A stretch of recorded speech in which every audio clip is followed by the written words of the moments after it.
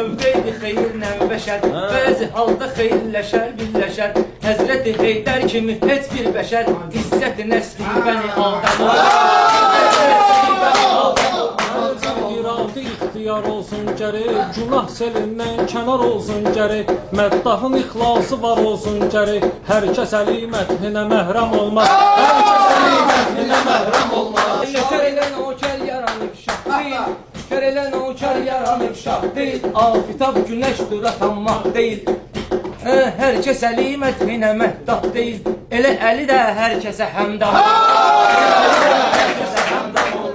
Bir qara günlərdə təqvimə gəldi, ayə nazil olub gör kimə gəldi, buyurdu əyyam-ı Fatimə gəldi, sədaqətsiz insana matəm olmaz, sədaqətsiz insana matəm olmaz. Eşq yeri pərvanə yanan məqamda, eşq yeri pərvanə yanan məqamda, canı dilindən usanan məqamda, Həzreti Zəhrada yanan məqamda, nə Hacər olmaz, nə də Məryəm.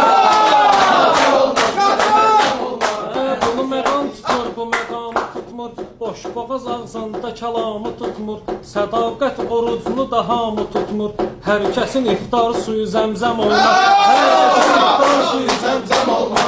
Səridül şəfəteynin qanı tökülüb, Siracül hərəmeynin qanı tökülüb, həmin ayda Hüseynin qanı tökülüb, hər ay məhərrəm tək müəzzəm olmaz, məhərrəm tək hər ay müəzzəm olmaz. Asın aləmə gün salıbdı, əmir gəlibdi, ona çün salıbdı, yar üzündə ərəb düyün salıbdı, məyər gülün üzündə şəbnəm olmaz, məyər gülün üzündə şəbnəm olmaz.